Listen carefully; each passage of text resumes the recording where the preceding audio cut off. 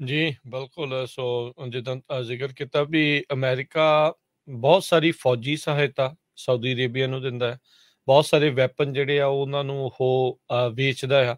ਤੇ ਹੁਣ ਜਿੱਦਾਂ ਬਰਨੀ ਸੈਂਡਰਸ ਦਾ ਤੁਸੀਂ ਜ਼ਿਕਰ ਕੀਤਾ, ਉਹਨੇ ਕਿਹਾ ਵੀ ਟਰੂਪਸ ਜਿਹੜੇ ਆ ਸਾਊਦੀ ਅਰੇਬੀਆ ਚੋਂ ਬਾਹਰ ਕੱਢੋ ਤੇ ਜਿਹੜੇ ਵੈਪਨ ਵੇਚਣੇ ਆ ਇਹਨਾਂ ਨੂੰ ਬੰਦ ਕਰੋ। ਇਹਨਾਂ ਨੂੰ ਵੀ ਜਿਹੜਾ ਇਸ ਚੀਜ਼ ਦੇ ਵਿੱਚ ਪਤਾ ਲੱਗੇ। ਵਾਈਟ ਹਾਊਸ ਨੇ ਚੇਤਾਵਨੀ ਜਿਹੜੀ ਆ ਹਰਜੋਤ ਸਿੰਘ ਜੀ ਜ਼ਰੂਰ ਦਿੱਤੀ ਆ ਸਾਊਦੀ ਅਰੇਬੀਆ ਨੂੰ, ਬਾਈਡਨ ਹੋਣਾ ਨੇ। ਪਰ ਕਹਿੰਦੇ ਉਹਨਾਂ ਦੀਆਂ ਆਪਸ਼ਨਸ ਕਾਫੀ ਲਿਮਿਟਿਡ ਆ। ਇਹ ਜਿਹੜੀਆਂ ਚੀਜ਼ਾਂ ਦੇ ਉੱਤੇ ਫੈਸਲਾ ਇਵੈਂਚੁਅਲੀ ਜਿਹੜੀ ਆ ਕਾਂਗਰਸ ਆ ਉਹਦੇ ਹੱਥ ਦੇ ਵਿੱਚ ਜ਼ਿਆਦਾ ਜਿਹੜਾ ਉਹ ਰਹੇਗਾ।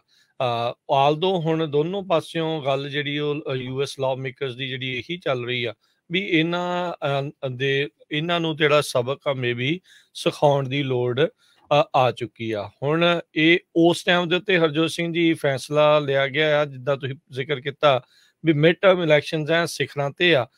ਇਸ ਦਾ ਅਸਰ ਜਿਹੜਾ ਡੈਫੀਨੇਟਲੀ ਲੋਕਾਂ ਦੇ ਮਨਾਂ ਦੇ ਉੱਤੇ ਜਿਹੜਾ ਵੀ ਉਹ ਪਊਗਾ ਵੀ, ਕਿਉਂਕਿ ਜੇ ਹੁਣ 1 ਮਹੀਨਾ ਦੇ ਵਿੱਚ ਗੈਸ ਪ੍ਰਾਈਸਾਂ ਫਿਰ ਦੁਬਾਰਾ ਹੋਰ, ਕੈਲੀਫੋਰਨੀਆ ਵਾਲਿਆਂ ਨੂੰ ਤਾਂ ਰਾਹਤ ਮਿਲੀ ਹੋਈ ਨਹੀਂ, ਮਾੜਾ ਜਿਹਾ ਵਿੱਚ ਕਿਤੇ 1 ਮਹੀਨਾ ਕੁਛ ਹਫ਼ਤੇ ਉਹਦੇ ਵਿੱਚੋਂ ਜਿਹੜੇ ਉਹ ਥੋੜਾ ਜਿਹਾ ਥੱਲੇ ਆਇਆ ਸੀਗਾ, ਪਰ ਉਹ ਵੀ ਬਹੁਤ ਜ਼ਿਆਦਾ ਸੀਗੀ। ਹੁਣ ਫਿਰ ਦੁਬਾਰਾ ਜਿਹੜਾ ਉਹ ਸਮਾਨ ਜਿਹੜੀਆਂ ਉਸ ਨੂੰ ਛੂੰਹਦੀਆਂ ਪ੍ਰਾਈਸਿਸ ਜਿਹੜੀਆਂ ਉਹ ਬਣ ਚੁੱਕੀਆਂ ਨੇ। ਸੋ ਇਹ ਡੈਫੀਨੇਟਲੀ ਇੱਕ ਦੇਖਣ ਵਾਲੀ ਗੱਲ ਰਹੂਗੀ ਵੀ ਕਿੱਦਾਂ ਇਸ ਪੂਰੇ ਟਰਮੋਇਲ ਦੇ ਵਿੱਚੋਂ ਨਿਕਲਣ ਦੀ ਜਿਹੜੀ ਕੋਸ਼ਿਸ਼ ਕਰਦੇ ਆ। ਵੋਟਰਸ ਨੂੰ ਵੀ ਮੂੰਹ ਦਿਖਾਉਣਾ ਹੈ ਪ੍ਰੈਜ਼ੀਡੈਂਟ ਨੇ, ਉਹਨਾਂ ਨੇ ਆਪਣੀ ਪਾਰਟੀ ਲਈ ਵੋਟਾਂ ਵੀ ਜਿਹੜੀਆਂ ਉਹ ਮੰਗਣੀਆਂ ਆ, ਪਰ ਲੋਕਾਂ ਦੀਆਂ ਜੇਬਾਂ ਇਸ ਟਾਈਮ ਹੈ ਤੱਤੀਆਂ ਜਿਹੜੀਆਂ ਉਹ ਹੋਈਆਂ ਪਈਆਂ ਆ ਵੀ ਬਣ ਕੀ ਰਿਹਾ ਆ।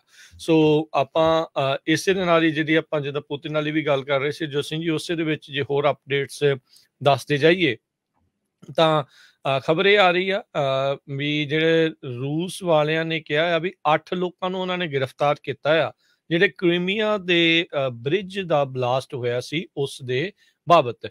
ਯੂਕਰੇਨ ਨੇ ਇਸ ਜਿਹੜੀ ਇਨਵੈਸਟੀਗੇਸ਼ਨ ਆ, ਜਾਂਚ ਆ, ਉਸ ਨੂੰ ਰੱਦ ਕੀਤਾ। ਉਹਨਾਂ ਨੇ ਕਿਹਾ ਵੀ ਇਹ ਇੱਕ ਸ਼ੈਮ ਜੀ ਇੱਕ ਹਿਸਾਬ ਦੇ ਨਾਲ ਇਹਨਾਂ ਨੇ ਇਨਵੈਸਟੀਗੇਸ਼ਨ ਕੀਤੀ ਆ, 8 ਬੰਦੇ ਜਿਹੜੇ ਉਹਨਾਂ ਨੇ ਫੜ ਲਏ ਹੈਗੇ ਆ। ਸੋ ਹੁਣ ਅੱਗੇ ਇਹ ਦੇਖਣਾ ਹੋਊਗਾ ਵੀ ਕੀ ਕਰਦੇ ਇਹਨਾਂ ਨੇ। ਜਲਦ ਹੀ ਜਿਹੜਾ ਹਰਜੋਤ ਸਿੰਘ ਜੀ ਇਸ ਦਾ ਕਰਕੇ ਟ੍ਰਾਇਲ ਵਗੈਰਾ ਕਰਕੇ ਉਹਨਾਂ ਨੂੰ ਲੱਗਦਾ ਆ ਵੀ ਜਲਦੀ ਤੋਂ ਜਲਦੀ ਸਜ਼ਾ ਜਿਹੜੀ ਉਹ ਸੁਣਾ ਦੇਣੀ ਹੈਗੀ ਆ।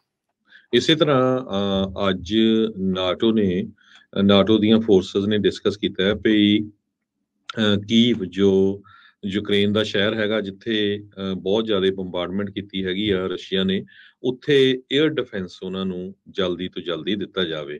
ਅਲਾਇੰਸ ਡਿਫੈਂਸ ਮਿਨਿਸਟਰ ਇਕੱਠੇ ਹੋਏ ਹੈਗੇ ਆ ਬਰਸਲ ਦੇ ਵਿੱਚ।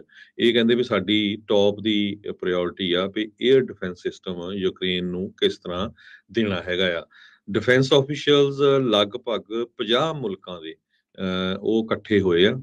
ਡਿਫੈਂਸ ਸੈਕਟਰੀ ਲਾਇਡ ਆਸਟਨ ਵੀ ਆਪਣੇ ਜਿਹੜੇ ਯੂਐਸਏ ਦੇ ਉੱਥੇ ਉਸ ਟਾਈਮ ਦੇ ਉੱਤੇ ਹਾਜ਼ਰ ਸੀਗੇ। ਤੇ ਯੂਕਰੇਨ ਦੇ ਆਫੀਸ਼ੀਅਲਸ ਨੇ ਇਹ ਕਿਹਾ ਵੀ ਜੋ ਰਸ਼ੀਆ ਵਾਲੀ ਇਨਵੈਸਟੀਗੇਸ਼ਨ ਕਹਿ ਰਹੇ ਆ ਵੀ 8 ਜਣਿਆਂ ਨੇ ਕ੍ਰੀਮੀਅਨ ਬ੍ਰਿਜ ਨੂੰ ਉਡਾਇਆ ਆ, ਇਹ ਇੱਕ ਤਰ੍ਹਾਂ ਦੇ ਨਾਲ ਨੌਨਸੈਂਸ ਹੈਗੀ ਆ। ਯੂਕਰੇਨ ਨੇ ਕਦੇ ਵੀ ਰਿਸਪੌਂਸਿਬਿਲਿਟੀ ਨਹੀਂ ਲਈ ਉਸ ਬ੍ਰਿਜ ਨੂੰ ਉਡਾਉਣ ਦੇ ਲਈ। ਰਸ਼ੀਆ ਦੇ ਪ੍ਰੈਜ਼ੀਡੈਂਟ ਵਲਾਡੀਮੀਰ ਪੁਟਿਨ ਨੇ ਵਾਸ਼ਿੰਗਟਨ ਨੂੰ ਬਲੇਮ ਕੀਤਾ ਆ ਤੇ ਇਸ ਦੇ ਹੀ ਦੋਸਤ ਮਿੱਤਰ ਜੋ ਮੁਲਕ ਹੈਗੇ ਯੂਰਪ ਦੇ ਪਈ એનર્ਜੀ ਕ੍ਰਾਈਸਿਸ ਜਿਹੜਾ ਹੋਇਆ ਯੂਰਪ ਦੇ ਵਿੱਚ, ਉਹਦੇ ਲਈ ਯੂਐਸ ਹੀ ਜ਼ਿੰਮੇਵਾਰ ਹੈਗਾ ਆ। ਜੀ ਬਿਲਕੁਲ। ਰੂਸ ਦੇ ਜਿਹੜੇ ਪ੍ਰੈਜ਼ੀਡੈਂਟ ਪੁਤਿਨ ਆ ਉਸ ਨੂੰ ਜਿਹੜੀ ਯੂਰਪ ਹੈ ਐਜ਼ ਏ ਮਾਰਕੀਟ ਖੁੱਸਦੀ ਹੋਈ ਨਜ਼ਰ ਆ ਰਹੀ ਆ। ਉਸ ਦੀ એનર્ਜੀ ਤੇਲ ਜਿਹੜਾ ਵੇਚਣ ਦੇ ਲਈ, ਜਿੱਦਾਂ ਦੱਸਿਆ ਵੀ ਕਿੰਨੇ ਵੱਡੇ ਭੰਡਾਰ ਉਹਨਾਂ ਦੇ ਕੋਲ ਬਿਲੀਅਨਸ ਆਫ ਬੈਰਲ ਦੇ ਪਏ ਆ, ਤੇ ਜੇ ਉਹ ਕੱਢ ਕੇ ਉਹ ਵੇਚ ਨਹੀਂ ਸਕਣਗੇ ਤਾਂ ਉਹਦਾ ਉਹਨਾਂ ਨੇ ਕੀ ਕਰਨਾ ਆ। ਨਾਰਥ ਸਟ੍ਰੀਮ 1 ਤੇ ਨਾਰਥ ਸਟ੍ਰੀਮ 2 ਜਿਹੜੀ ਗੈਸ ਪਾਈਪਲਾਈਨਸ ਆ ਉਸ ਦੇ ਉੱਤੇ ਸੈਬੋਟੇਜ ਹੋਇਆ ਸੀ। ਕੁਛ ਵੀਕ ਪਹਿਲਾਂ ਦੀਆਂ ਖਬਰਾਂ ਸੀ ਵੀ ਕਿਸ ਤਰੀਕੇ ਦੇ ਨਾਲ ਉਹ ਚੋਂ ਗੈਸ ਜਿਹੜੀ ਉਹ ਨਿਕਲ ਰਹੀ ਸੀਗੀ।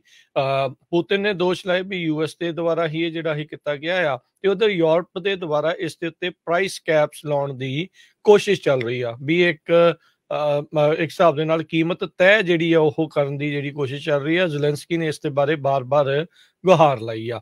ਸੋ ਹੁਣ ਦੇਖਦੇ ਆ ਵੀ ਕੀ ਉਹਦੇ ਵਿੱਚ ਬਣਦਾ, ਕਿਉਂਕਿ ਪੁਤਿਨ ਨੂੰ ਇਕਨੋਮਿਕਲੀ ਬਹੁਤ ਹਰਟ ਹੋ ਰਿਹਾ। ਜੇ ਉਸਦਾ ਤੇਲ ਨਹੀਂ ਵਿਕ ਰਿਹਾ ਤਾਂ ਰੂਸ ਨੂੰ, ਉਹਦੇ ਲੋਕਾਂ ਨੂੰ ਇਸ ਤੇ ਭੈੜਾ ਅਸਰ ਹੋਊਗਾ। ਉਧਰ ਵੈਟੀਕਨ ਤੋਂ ਪੋਪ ਫਰਾਂਸਿਸ ਆ, ਉਹਨਾਂ ਨੇ ਇਹ ਜਿਹੜੀ ਆ ਉਹ ਹੁਣ ਕਾਲ ਦਿੱਤੀ ਆ ਵੀ ਜਿਹੜਾ ਹਰੀਕੇਨ ਆਫ ਵਾਇਲੈਂਸ ਜਿਹੜਾ ਇਸ ਟਾਈਮ ਚੱਕਰਵਾਤ ਚੱਲ ਰਿਹਾ ਆ ਹਿੰਸਾ ਦਾ, ਉਹ ਯੂਕਰੇਨ ਦੇ ਵਿੱਚ ਉਸ ਨੂੰ ਰੁਕਣਾ ਚਾਹੀਦਾ ਆ। ਆਲਦੋ ਰੂਸ ਦੇ ਵਿੱਚ ਮੈਜੋਰਟੀ ਆਰਥੋਡਾਕਸ ਕ੍ਰਿਸਚੀਅਨਸ ਜਿਹੜੇ ਆ ਉਹ ਰਹਿੰਦੇ ਨੇ, ਕੈਥੋਲਿਕ ਜਿਹੜੀ ਆ ਭਾਵਨਾ ਵਾਲੇ, ਪਰ ਹਾਲ ਦੀ ਘੜੀ ਆਪਣੇ ਜਿਹੜੇ ਕਹਿ ਲਓ ਵੀ ਪੋਪ ਫਰਾਂਸਿਸ ਆ ਇਹਨਾਂ ਦੇ ਇਸ ਧਰਮ ਦੇ ਕਹਿ ਲਓ ਜਥੇਦਾਰ ਦੇ ਟੌਪ ਦੇ ਉੱਤੇ ਜੇ ਆਪਾਂ ਦੇਖ ਲਈਏ, ਤੌਰ ਦੇ ਉੱਤੇ ਦੇਖ ਲਈਏ, ਉਹਨਾਂ ਦੀ ਵੀ ਗੱਲ ਜਿਹੜੀ ਉਹ ਨਹੀਂ ਸੁਣ ਰਹੇ।